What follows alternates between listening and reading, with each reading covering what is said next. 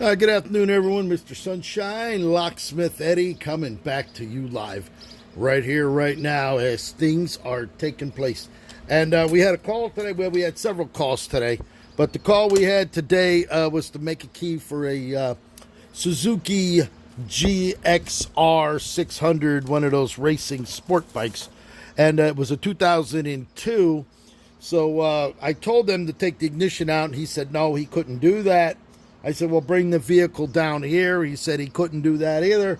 So I had to go out there to his location right here in Lake Worth and take the ignition switch out, bring it here to make a key for it. So what we're going to do, we're going to show you exactly what it is. These are held in with these security screws. These are, I believe, T40 security screws. You can see they put the red Loctite on them when they put them back on in the factory.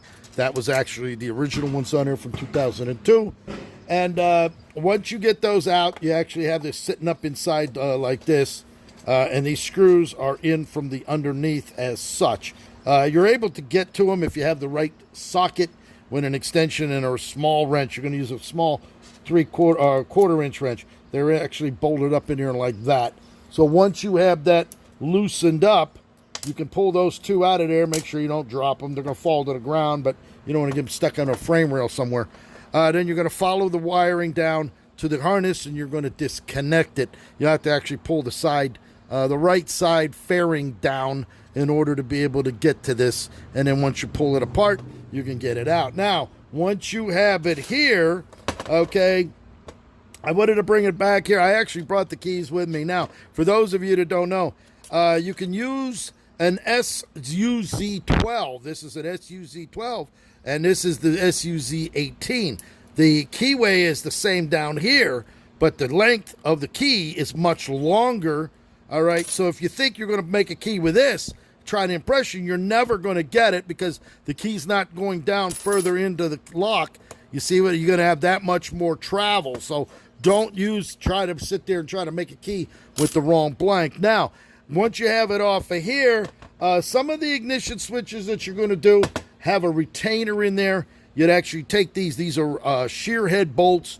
You would actually drill a small hole in there and back them out using an easy out, or you would just go ahead and slowly or use a die grinder or Dremel and put a little groove in there so you could actually back them out and unscrew. But you don't need to do that with this. All you're going to do is take these two screws out. As a matter of fact, we'll go ahead and take them out so you can have the opportunity to see what we're talking about here.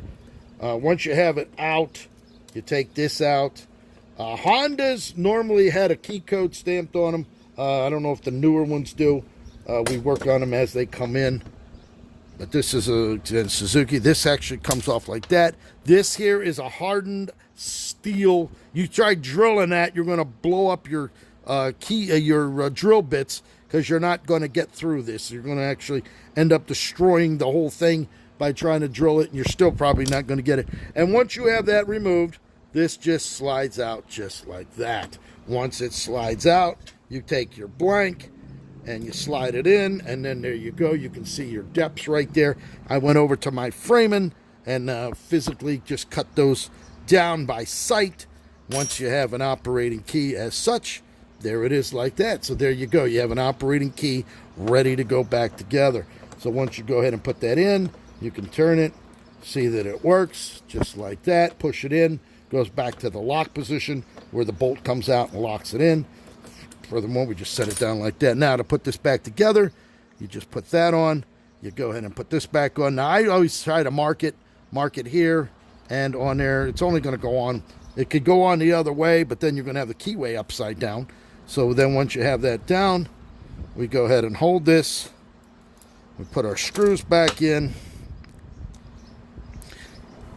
as such. And once the screws down in there,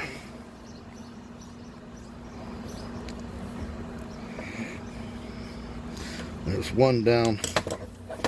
Don't tighten it too tight until we get the other screw in.